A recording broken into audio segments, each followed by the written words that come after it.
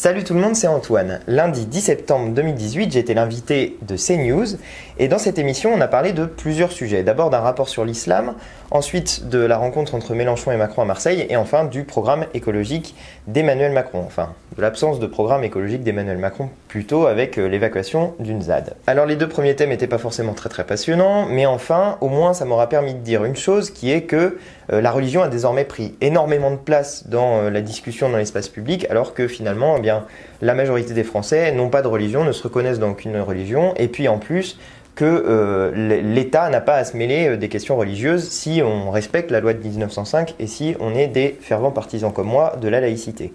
Donc je vous laisse regarder cette vidéo, vous allez pouvoir voir ce que j'y ai dit et puis je vous retrouve à la fin.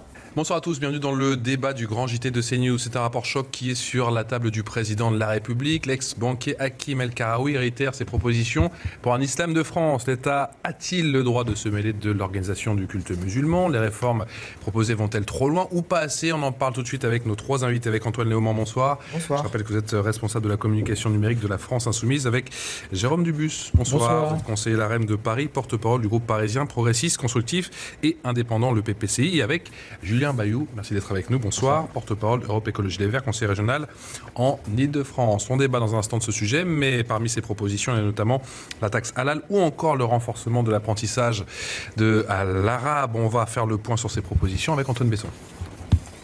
Dans ce rapport de 600 pages, Hakim El Karaoui fait état de la progression des fondamentalistes, sur le terrain comme sur les réseaux sociaux.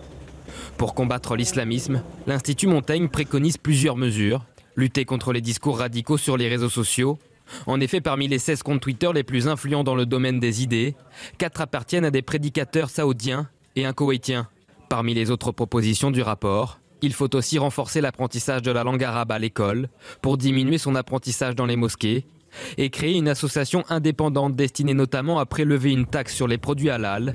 La MIF pourrait former les cadres religieux, voire participer à la construction de mosquées. Alors, mais est-ce que l'État peut se mêler justement de l'organisation du culte musulman? Écoutez, d'abord, les musulmans aujourd'hui, c'est presque 10% de la population française. Donc c'est quand même un élément important de la population française et leur place. Et si on se fie à la loi de 1905, est-ce que l'État justement doit se mêler justement de Attendez, cette restructuration? Cette place dans la population française n'a jamais été aussi importante. Et la place des musulmans dans la population française n'est pas réglée. Elle n'a pas été réglée sous Nicolas Sarkozy, elle n'a pas été réglée sous François Hollande. Aujourd'hui, c'est un des éléments les plus importants que la République française a réglé. Donc c'est un rapport extrêmement important. Je crois qu'il faut faire attention, parce que c'est un sujet sensible, et pour avoir une alliance entre eux et permettre à ce que les musulmans aient leur place, et toute leur place dans la République, il faut être deux. Il faut l'État, c'est clair, donc je réponds oui, il faut que l'État, effectivement... Il faut un rapport étroit entre l'État et le culte. Il faut une organisation pour que les musulmans puissent dialoguer. On a bien vu que le Conseil français du culte musulman ne fonctionnait pas, il n'a pas fonctionné, il a éclaté en vol parce qu'il y avait des dissensions, et que tout ça n'est pas organisé. Donc s'il n'y a pas un interlocuteur en face, on n'y arrivera pas. Jean Bayou. Il faut respecter la loi de 1905, c'est-à-dire que l'État ne se mêle pas des religions, et respecter le culte musulman qui n'a pas de clergé, donc qui ne fonctionne pas comme le catholicisme. Et du coup, dans les propositions, je pense que le fait de partir du problème de la méconnaissance, en fait, et de la langue arabe ou de l'islam est un point vraiment important. C'est-à-dire méconnaissance par les pratiquants. Je pense notamment aux aumôniers qui vont en prison, les aumôniers musulmans, qui sont parfois démunis par rapport à des personnes qui ont été... endoctrinés en Arabie Saoudite ou ailleurs, et qui donc sont vraiment démunis, donc il faut pouvoir les aider à se former. Et puis mes connaissances aussi, bien des fonctionnaires ou des élus qui savent pas très bien ce que c'est que la loi 1905, qui l'appliquent aux usagers, alors qu'en fait elle ne s'applique qu'au service public, et donc qu'on respecte aussi le culte musulman. Est-ce que ce type de rapport stigmatise les musulmans? On l'a beaucoup entendu ça aujourd'hui. Moi, je ne pense pas. Je trouve que c'est important qu'on dise, voilà, le culte musulman a toute sa place dans la République. Comment est-ce qu'on articule avec le respect de la loi 1905 et le respect du culte? Et je pense que tout ce qui vise à contrôler est une erreur. Mais par contre, dès qu'il s'agit d'encadrer ou de donner un coup de main, et par exemple, bien sûr qu'il ne faut pas une taxe sur le halal, mais par exemple, il y a la redevance sur le cache-route pour le produit cachère dans les consistoires juifs. Du moment que c'est consenti par les pratiquants, par les partis, eh bien, c'est intéressant pour effectivement construire des mosquées. Il y a besoin de mosquées, il y a besoin de lieux de prière. Il faut arrêter de... Antoine Léaumont, est-ce que l'État est dans son droit? Moi, je voudrais dire que d'abord, ça commence à bien faire qu'on parle sans arrêt de religion dans l'espace public. Parce que la religion, c'est d'abord une affaire privée et je trouve qu'il y a une ambiance dans notre pays qui commence à être assez problématique, où on fait en permanence le lien. Déjà, c'est le cas de ce rapport en particulier. On fait le lien entre l'islamisme et l'islam de manière très directe. Et de manière peut-être plus directe que ça n'a jamais été fait. A commencé par le titre, d'après vous? Comment ? A commencé par le titre? Oui, a commencé par le titre, mais d'une manière générale, je veux dire, la laïcité dans notre pays est mise en cause sans arrêt et par le président de la République lui-même, qui accepte le titre de chanoine de Latran, qui participe à des réunions religieuses avec le CRIF ou avec les représentants musulmans. Donc au bout d'un moment, ça commence à bien faire. La majorité des Français n'ont pas de religion, ne se reconnaissent d'aucune religion, et on en parle sans arrêt. On en parle sans arrêt. Mais non, pour répondre à la question, vous parlez du CRIF, ça n'a rien à voir. Le CRIF, c'est le Conseil représentatif des institutions juives de France. Absolument. La partie religieuse, c'est consistoire. Ça n'a strictement rien à voir. Vous confondez les deux. Une fois de plus, vous faites des amalgames. C'est vous qui n'avez pas compris ce rapport. C'est vous qui n'avez pas compris ce rapport. Attendez, parce que si vous me coupez constamment, comme vous en avez l'habitude, c'est vous qui m'avez coupé la. Laissez-moi. C'est vous qui m'avez coupé la parole. C'est vous qui m'avez coupé la parole. Terminez vite, monsieur Dubus. Terminez vite. Je vais donner la parole à ce rapport est extrêmement important, qu'il a tout lieu d'être, il arrive à un très bon moment. Et son auteur est un brillant essayiste qui, très sincèrement, travaillait avec M. Macron à la Banque Rothschild en même temps. Très sincèrement, n'est absolument pas taxable de néo-islamiste ou je ne sais trop quoi. Non, mais c'est vrai que son profil fait beaucoup parler. Voilà. De la Banque Donc Rothschild. c'est un type très bien. Antoine Léaumont. Alors, simplement pour répondre à la question que vous m'aviez posée, est-ce que oui ou non l'État doit se mêler des affaires de la religion? Du coup, je vous réponds non. Et la loi de 1905 est très claire. Elle dit l'État ne reconnaît ni ne salarie aucun culte. Or, ce rapport, qu'est-ce qu'il propose? Précisément de mettre en place une association. Alors, on ne sait pas si elle doit être indépendante de l'État ou pas. C'est cette partie-là qui est particulièrement floue. Si elle est indépendante de l'État et qu'elle est décidée par les croyants décident ce qu'ils veulent. Et l'État n'a pas à s'en mêler. Voilà. C'est ça la vérité. Si l'État se mêle de quelque chose, eh bien la loi de 1905 pas que l'État s'en mêle. Mais c'est exactement ce que vous avez dit. C'est ce que vous avez dit au début de notre échange. Non, absolument pas. La chose est il fallait résoudre le problème parce qu'on ne pouvait pas rester comme ça. Mais déjà, c'est pas forcément un problème. problème. Vous avez dit qu'il fallait que l'État ait un rôle là-dedans. Non, on doit favoriser l'auto-organisation. Mais ça ne marche pas. D'une religion qui n'a pas de clergé. Voilà. À partir de là, on peut aussi remarquer qu'il n'y a pas de personnes qui s'expriment au nom des musulmans autour de la table ce soir. Donc moi, je ne suis pas croyant. Non, mais voilà. Donc comment ça va se passer pour les personnes qui seront peut-être choisies, qui seront écoutez, il faut savoir désignées demain? Elles ne seront pas légitimes. On ne va pas laisser 10% de la population en état d'inorganisation au prétexte qu'il faut appliquer une loi qui date de 1905. Tout ça a vieilli. C'est scandaleux ce que vous dites. Mais non. La loi de 1901, on l'applique plus parce que c'est vieilli. La loi d'éducation sur le. Tout ça. Attendez, la loi de 1905, c'est un des joyaux de notre République. Elle n'est pas vieillie. Alors j'aimerais. Non. Est-ce que vous l'avez lu? Vous savez qu'il y a tout ce qu'il faut, par exemple, pour fermer un culte où seraient prêchés des termes extrémistes qui soient prononcés par des catholiques ou par des musulmans. Cette loi, elle contient tout ce dont on a besoin. Vous voulez continuer? Est-ce que des puissances étrangères parlons-en. Alors que des puissances étrangères permettent de financer l'islam en France. Mais parlons-en des puissances étrangères, puisque le rapport préconise, je l'ai lu ce rapport, de poser la question justement diplomatique et du financement. Mais est-ce qu'on ne pourrait pas se poser aussi nous-mêmes la question du fait qu'on vend des armes à des États qui ont une politique islamiste? Par exemple l'Arabie Saoudite. Est-ce qu'on pourrait parler? Mais non, je suis désolé. Je suis désolé. On parle de l'islam en France. Et alors, parlons de l'Arabie Saoudite. Pourquoi ça n'a rien à voir? Monsieur Dubus. L'Arabie Saoudite qui est entraînée dans une guerre avec le Yémen, l'Arabie Saoudite qui finance l'islamisme. Si on ne peut pas parler, on ne va pas y arriver. Mais Monsieur Dubus, vous coupez systématiquement la parole. Je vais vous recontextualiser. Pour les auditeurs, c'est dramatique. Jérôme Dubus, allez-y. Bon, repassons les choses dans leur contexte. Ça fait 10 ans qu'on essaye de trouver des solutions et qu'on ne les trouve pas. Ce rapport est un très bon rapport. Je ne sais pas s'il sera mis en application, on verra bien, mais pour le moment, il est très bon. Il fait 600 pages. Je doute que vous l'ayez lu. Moi, je ne l'ai pas lu non plus. Comme il est sorti aujourd'hui. Voilà. Donc, il faut y aller progressivement, puisqu'on va découvrir ces 600 pages. Premier point. Deuxième point, sur lequel il faut faire attention, est-ce qu'on peut rester avec un islam qui est financé pour grande partie par des puissances étrangères, dont on sait parfaitement qu'elles sont aussi... dans un certain nombre de cas, je pense au Qatar, je pense à l'Arabie Saoudite, ont financé peu ou prou, à un moment ou pas, des organisations terroristes. Vous savez très bien. Est-ce qu'on va continuer des armes à l'Arabie Saoudite? Moi, je dis non. Alors, il faut trouver une autre solution. Est-ce que vous êtes d'accord? Juste un mot. C'est fascinant de vous entendre, vous, parler du Qatar, alors que Nicolas Sarkozy a tout fait pour favoriser l'influence du Qatar en France. Quel rapport avec Nicolas Sarkozy? Maintenant, parce que vous le souteniez. Donc maintenant, si on parle concrètement, une proposition très claire, la Suède, par exemple, a mis fin à sa coopération militaire avec l'Arabie Saoudite parce qu'elle enfreint systématiquement les droits de l'homme et que sa doctrine, le wahhabisme, est une influence. On a commencé le sujet. Ça, on sait très bien. On a commencé le journal par un sujet sur l'influence des réseaux sociaux et notamment des Saoudiens. Donc ne contredisez pas. Qui paye comment? Contredisez pas M. Loman quand il vous dit que l'Arabie Saoudite est une puissance intérieure qui a un rapport. Donc vous êtes d'accord pour que ces puissances et ces États financent l'islam en France? Il faut les boycotter. Vous venez de dire qu'ils payent. Comment vous faites? Eh bien, on arrête de leur vendre des armes, on arrête de leur acheter du pétrole, on développe des énergies renouvelables pour être indépendant. Vous pensez que ça va arrêter les financements? Antoine, vous venez de dire qui paie commande. Vous venez de dire qui paie commande. C'est exactement le genre de rapport dans lequel on est avec l'Arabie Saoudite. Elle nous achète des armes. Donc l'Arabie Saoudite commande. Donc vous êtes d'accord? Non, c'est vous. Vous venez de le dire. Vous êtes d'accord. Bien sûr. Pour que les puissances étrangères financent un certain nombre d'organisations. Mais ne faites pas semblant de pas comprendre. On vous dit le contraire. On vous dit le contraire. Non, on vous dit arrêter. exactement l'inverse. Vous le remplacez par quoi? Je vous dis exactement l'inverse. Je vous dis qu'actuellement, la France d'Emmanuel Macron vend des armes à l'Arabie Saoudite. Plus d'armes. Mais ça n'a rien à voir. Vous le remplacez exactement la même chose. On ne vend plus ces armes. C'est une question. Remplacez-vous ces financements. Monsieur Dubus, entendez-moi. C'est ça le sujet. Monsieur Dubus, entendez-moi. Nous ne vendons plus. Il ne faudrait plus vendre d'armes à ces dictateurs qui le retournent contre leur peuple. Ça les empêchera de financer l'islam en France. Déjà, nous, on n'a pas à les financer. En quoi ça? On n'a pas à les soutenir. Non, mais je vous pose la question. Vous voulez répondre ou pas? Alors répondez-lui. Alors, allez-y. Eh bien, par exemple, avec une redevance consentie par les fidèles sur les produits halal. Voilà, donc on y vient. C'est dans le rapport. Mais le rapport dit. Le rapport dit qu'il faut mettre en place une association. L'Arabie Saoudite, c'est bien. Mais non, il ne veut pas répondre sur l'Arabie Saoudite, donc ça le gêne. Vraisemblablement. Non, mais moi je suis clair. Sur le financement de l'islam en France. Mais moi je suis clair. Est-ce qu'on n'arrive pas à une limite? La vente des armes. C'est le sujet essentiel. Et la vente des armes. Le sujet essentiel aujourd'hui. Monsieur Dubus, la vente des armes à l'Arabie Saoudite. Ça n'intéresse pas.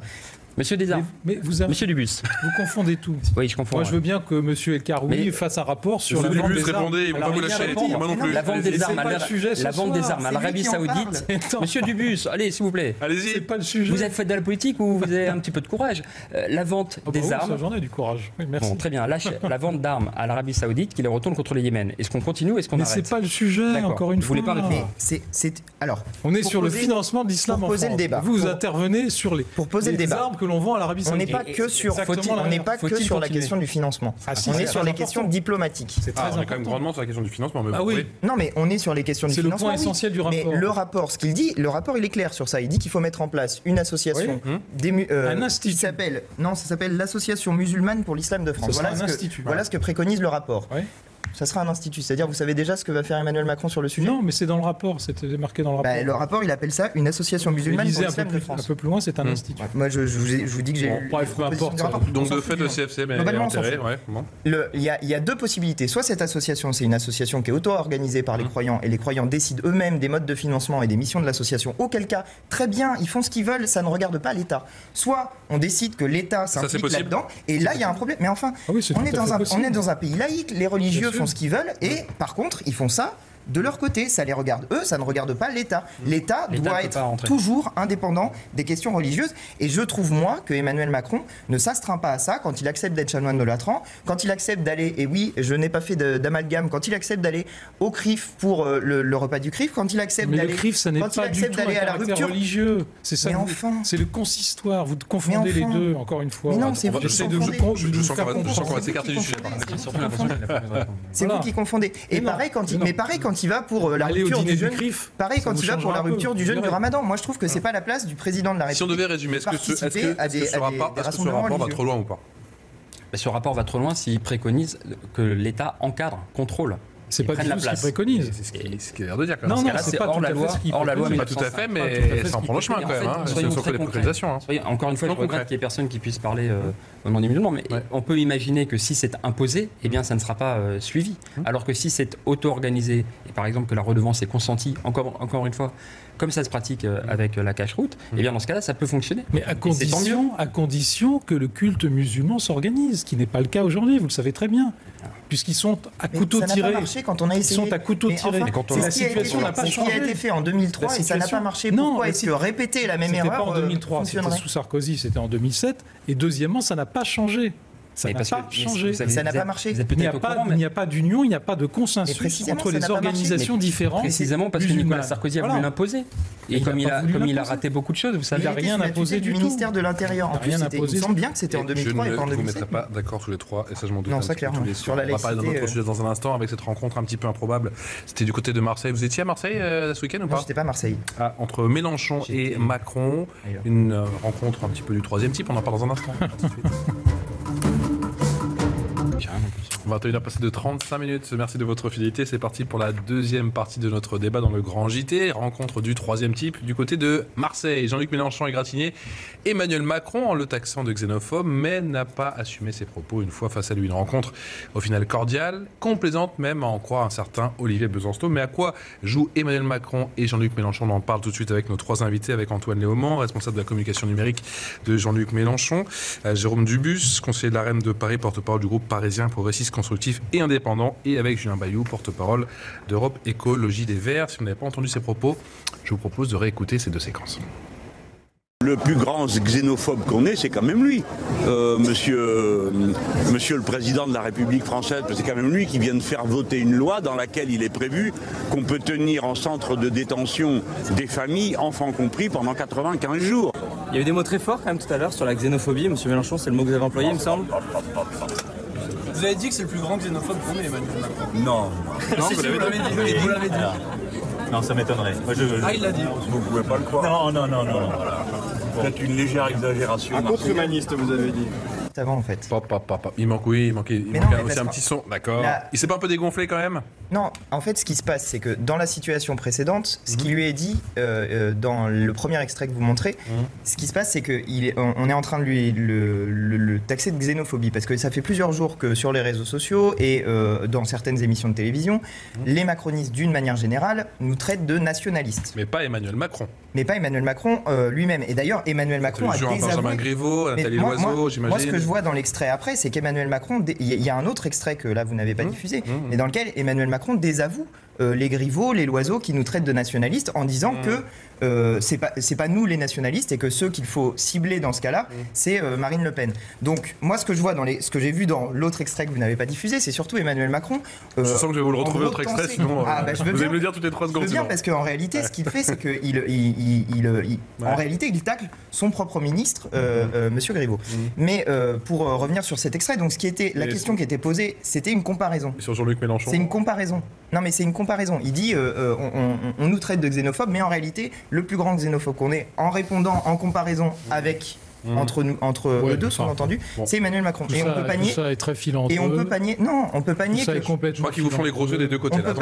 Allez-y, Jean-Luc. Non, mais je crois qu'on n'est pas dans un bac à sable. Qui a fait quoi? C'est pas toi, c'est moi. Enfin bon, c'est un peu ridicule tout ça. Excusez-moi, votre argumentation est assez ridicule. Je ne sais pas ce qui a été dit avant ou ce qui a été dit après. Moi, ce que je constate sur l'extrait qu'on a vu et que tout le monde a vu, c'est que Jean-Luc Mélenchon se dédie parce qu'il est allé trop loin une fois de plus. Le plus grand xénophobe de France, dire ça à M. Macron. C'est pas ça qu'il a dit. Enfin, c'est pas sérieux. Soyons sérieux. Enfin, voilà. Il y a des moments où il ne faut pas déraper. Bon, et ça, Mélenchon, il n'y arrive pas. Bon, il faut lui apprendre à ne pas déraper. Moi, je voudrais retenir un mot quand même. C'est quand même le bilan de la loi Asile et Immigration. Enfin, je reviendrai un peu sur l'épisode, parce que c'est vrai que c'est croustillant, mais quand même, pour le coup, Mélenchon a raison. La loi Asile et Immigration, elle est scandaleuse. Le fait de pouvoir enfermer des innocents uniquement parce qu'ils sont étrangers et qu'ils ont voulu quitter la misère économique ou la tyrannie, c'est une insulte à la devise. Et on y reviendra. C'est une insulte. Non, mais c'est important. Ça a été validé par le Conseil constitutionnel. Liberté, égalité, fraternité, c'est hyper important, etc. Et on enferme 90 jours des enfants. Ça a été validé par le Conseil constitutionnel. Mais ça avait fait grand bruit aux États-Unis. On a des enfants et le ministre Collomb tolère que les policiers lacèrent les tentes des migrants. Non, c'est partout pareil dans les autres pays. C'est 90 jours, voire 120 jours. On sait très bien que la France était un peu en retard. Et ça sert à quoi? Mais ça permet de traiter les cas. Et vous trouvez que c'est bien d'avoir un peu plus de temps? Mais de mettre les gens en prison? Mais précisément. Parce qu'ils sont innocents. Ils ne sont pas en prison. Excusez-moi, un centre de rétention, rien à voir avec la prison. Là, vous confondez un peu tout. Là, je pensais que le rapport de force allait. C'est pas une prison. un peu évolué, on fait partie des débats, mais pas du tout. Non, c'est parce que derrière cet échange, derrière cet échange, ce qui se cache, c'est vraiment la réalité de la politique en France. Et Gérard Collomb applique la pire des politiques en matière d'immigration depuis que moi je suis né. Pas du tout. C'est une politique qui est une politique d'équilibre qui permet de traiter les cas avec un petit peu plus de temps. Voilà, et de les enfermer pendant 90 jours. Mais on les enferme pas, enfants. Mais aller dans un centre de rétention, c'est un espace fermé avec des barbelés. J'ai l'impression que vous n'y êtes jamais allé, effectivement. Mais allez-vous regardez à quoi ça ressemble. Regardez à quoi ça ressemble. Et ça permet précisément de régler les cas qui avant n'étaient pas réglés. Vous le savez très bien. 95% des gens qui sont déboutés du droit d'asile restent sur le territoire national. Ne dites pas l'inverse. Organisons leur accueil. Eh bien, c'est ce qui est fait grâce aux 95 jours. C'est Et exactement on va revenir sur cette rencontre, puisqu'on a parlé du fond, bien sûr, mais sur la forme. Est-ce que Emmanuel Macron n'adoube pas en quelque sorte Jean-Luc Mélenchon? Au final, est-ce que ça vous arrange pas cette petite histoire? Oui, adoube. Mais à quel moment? Jean-Luc, tu es mon adversaire. Mais j'ai l'impression surtout qu'il remet en place. Mais enfin, il dit pas gentiment, ça. Mais n'importe quoi. Bon. Il dit pas ça. Il dit exactement dans le cadre de la lutte contre l'extrême droite. En gros, l'adversaire principal restera toujours l'extrême droite. Je vois pas qui. C'est pas du tout ce qui est dit. Mais bien sûr. Mais où est-ce que vous êtes allé pêcher ça? C'est pas du tout ce qui est dit là. C'est pas ce qui est dit dans cet extrait-là. C'est ce qui est dit c'est ce qui est dit dans la partie où dites-vous. Mais ça, vous allez chercher des choses. Sauf que la réalité, c'est que l'amendement en question qui prolonge jusqu'à 90 jours la rétention des innocents dans des centres de rétention fermés, elle a été votée par En Marche avec l'appui des votes du Front National. Déjà, c'est plus des prisons, ce sont des centres de rétention. On a progressé dans le vocabulaire. Je vous remercie. Antoine Léaumont, vous me voyez venir. À quoi joue Emmanuel Macron en allant? On sait que cette rencontre est tout sauf fortuite, en allant. Mais si, elle est complètement fortuite. Elle est complètement fortuite, cette rencontre? Mais enfin, il savait pas que ça allait se rencontrer. Mais non, c'est une rencontre fortuite. Il était Jean-Luc Mélenchon est le député de Marseille. Il est député d'une des circonscriptions de la ville. Et il était à Marseille ce jour-là. Emmanuel Macron était également à Marseille ce jour-là. Il était à Marseille. Et il était à Marseille. Sur le Vieux-Port. Je voudrais juste faire une réflexion quand même sur la manière dont un sujet finit par être détourné. Parce qu'il était à Marseille pour faire quoi? Pour rencontrer Angela Merkel. Et de ce sujet-là, qui était pourtant le sujet de la journée, on n'a finalement absolument pas parlé. Pourquoi? Parce qu'un journaliste du Figaro a lancé un buzz qu'il a de toute évidence provoqué volontairement pour qu'on fasse donc un épisode sur. Non, mais avouez que c'est quand même assez comique de voir M. Mélenchon très gêné. Mais Jean-Luc Mélenchon, mais Jean-Luc Mélenchon, on l'a connu plus vindicatif. C'est vrai que moi j'étais très drôle de voir Jean-Luc Mélenchon au final. Des coups de gueule en permanence, des courber les chines face à Emmanuel Macron. Là, on le voit un petit peu. Vous voulez qu'il rejoue un épisode de Bouba et Cap? Mais d'habitude, il assume ses propos, Jean-Luc Mélenchon. Vous attendez que Jean-Luc Mélenchon mette une baigne au président de la République. Enfin, on est dans un. Parlons pas de violence, mais bon. On est dans un pays où quand même le député de la ville peut accueillir le président de la République qui passe par là. Il est extrêmement gêné. Mais pourquoi il est gêné? Mais parce qu'on voit bien qu'il est très gêné. Peut-être qu'à ce moment-là, il n'avait pas envie de rencontrer Emmanuel Macron. Je viens de vous dire que c'est fortuit. Ah bah à ce moment-là, il ne fallait pas aller à sa rencontre. Il lui tombe dessus. Et quand le président de la République tombe sur un député de la République, la moindre des choses, c'est de l'accueillir. Ne refaites pas l'histoire. Non, on voit bien qu'il est très gêné. Julien Bayou, ça sent pour vous Emmanuel Macron aussi. Ça sent pour vous un peu les élections européennes. Vous n'avez pas vu l'extrait qui n'est pas du coup diffusé là? C'est vrai que pour le coup, on n'a eu aucun retour sur la rencontre avec Merkel et on sait bien qu'en matière européenne, la politique de Macron ne fonctionne pas. Il faut désobéir aux règles européennes dans l'Europe pour arriver à les changer. Là, ça fait diversion, effectivement. Après, c'est vrai que c'est Olivier Besançon parle d'une rencontre étonnamment complaisante. C'est surprenant de voir Jean-Luc Mélenchon comme ça. Oui, mais c'est pas très moi, j'aurais aimé qu'il rappelle à Emmanuel Macron que son ministre de l'Intérieur mène la pire politique en matière de migration et que cet amendement qui vise à enfermer des innocents pendant 90 jours, y compris des enfants, a été voté avec l'appui du Front National. C'est ça les xénophobes. C'est cette politique menée par votre mais ça, il le dit, c'est pas un souci. Qu'est-ce que vous voulez que je vous réponde? C'est tellement caricatural que voilà. Alors, Monsieur Dubus, on a parlé effectivement de cette rencontre à Marseille entre Emmanuel Macron et Jean-Luc Mélenchon. Il y a ce fait d'armes ce matin, c'est passé très tôt effectivement, et après Strasbourg avec cette ZAD qui a été évacuée. Quel est votre sentiment, Julien Bayou, sur cette ZAD qui a été évacuée, alors que c'est vrai que, 24h, 36 heures plus tôt, il y avait cette marche pour l'écologie qui a été instaurée notamment dans les rues de la capitale? C'est tout simplement scandaleux. Il y a eu la démission de Nicolas Hulot qui mettait au clair le fait que ce gouvernement est anti-écologiste, qu'en gros, avec toute la sincérité du monde, il ne pouvait rien faire, il était entièrement encerclé d'adversaires. Et puis là, on a eu tous les tralala, ok, très bien, ça va changer. Et donc, il y a eu cette merveilleuse marche, vraiment, c'était historique, et j'ai vu beaucoup de monde, beaucoup d'enfants, beaucoup de poussettes même, des ministres qui s'en réjouissaient et qui disaient que quelque part c'était un soutien à leur politique, ce qui était complètement faux. Et patatras le lundi matin. Voilà, je pense que là les tronçonneuses sont en action, évacuées avec violence, puisqu'il y a notamment une grand-mère de 85 ans qui était là en soutien, qui avait fait la marche samedi et qui ce matin s'est pris des lacrymos. C'est ça en fait le nouveau monde, c'est de détruire toujours plus. Et encore une fois, ça ne réglera rien à la question du trafic à Strasbourg, parce qu'on a besoin d'une taxe poids lourd. Il faut que ce soit les pollueurs. Est-ce que le nouveau monde pense encore à l'écologie? Je reconnais moi-même qu'il aurait fallu attendre vendredi, puisque vendredi, on aura les résultats judiciaires des procédures qui sont en cours sur cette affaire. Donc, soit le tribunal donne raison aux plaignants et l'affaire est arrêtée, soit il ne donne pas raison aux plaignants et l'affaire continue. Je pense qu'il aurait fallu attendre effectivement vendredi. Voilà, c'est tout simple. On pouvait attendre 3 ou 4 jours. Donc je ne partage pas tout à fait, évidemment, ce que vient de dire Julien Bayou, mais je pense qu'il aurait fallu attendre effectivement vendredi que la justice se prononce. Antoine Léman, sur cette histoire de ZAD ce matin. Non, mais oui, évidemment, ça fait partie de la politique du gouvernement en matière d'écologie. Enfin, cet acte-là, il est symbolique de la politique du gouvernement. Mais ce que dénonce Nicolas Hulot quand il démissionne, c'est un cas particulier. Mais ce qu'il dénonce, lui, c'est on ne peut pas faire d'écologie si on continue avec le libéralisme. C'est ça l'enseignement principal de la démission de Nicolas Hulot. Donc tant qu'on continuera avec les traités de libre-échange, tant qu'on continuera avec les traités européens qui interdisent de prendre en compte l'impératif écologique, alors on n'y arrivera pas. Et si on veut y arriver, il faut vraiment mettre tous les moyens d'un coup pour sortir de la crise écologique. Et mettre tous les moyens d'un coup, ça veut dire pour nous, à la France Insoumise, en tout cas 2 choses. Premièrement, mettre la règle verte dans la Constitution, c'est-à-dire ne pas prendre plus à la nature que ce qu'elle peut reconstituer, et mettre en place la planification écologique pour, par exemple, sortir du nucléaire, pour, par exemple, mettre en place des énergies renouvelables, et ainsi de suite. Par exemple, pour répondre, M. Dubus. Non, je suis content que la France Insoumise s'intéresse à l'écologie, c'est nouveau. M. Jean-Luc Mélenchon, quand on relit son parcours, a toujours été contre l'écologie, il était pour les centrales nucléaires, il était pour une industrie lourde, etc. Alors il a changé, c'est très bien. J'espère que bientôt il va rencontrer à nouveau M. Macron qui pourra lui parler un peu d'écologie. Mais n'importe quoi. Merci Jérôme Dubus, merci Antoine Léman, merci ridicule. Julien Bayou, merci à tous les 3 d'avoir été avec nous dans le grand débat. Voilà, alors je vous avais pas menti, je vous avais dit que les 2 premiers sujets n'étaient pas forcément très passionnants, mais en tout cas ça m'aura permis de dire des choses, en particulier sur la laïcité et la place de la religion dans le débat public. Donc je suis assez content au moins d'avoir pu dire ça à l'occasion de cette émission. Si ce que j'ai dit vous a intéressé et vous a plu, n'hésitez pas à partager cette vidéo sur les réseaux sociaux, à mettre des petits pouces bleus pour l'aider à monter dans les tendances. Et puis dites-moi ce que vous en avez pensé dans les commentaires, parce que moi ça m'aide à ajuster ce que je raconte, ça m'aide à ajuster la manière dont je me comporte sur les plateaux télé. Donc c'est très utile pour moi d'avoir vos retours dans les commentaires. Enfin, si vous passez là pour la première fois, n'hésitez pas non plus à vous abonner à ma chaîne, ça se passe quelque part par ici. Sur cette chaîne, je publie pas seulement des vidéos de passage dans les médias, mais aussi des vidéos que je fais moi-même. Donc si vous voulez aller regarder d'autres vidéos, n'hésitez pas. Et puis si ça vous plaît, n'hésitez pas non plus à vous abonner. Je vous laisse pour aujourd'hui. Allez, salut!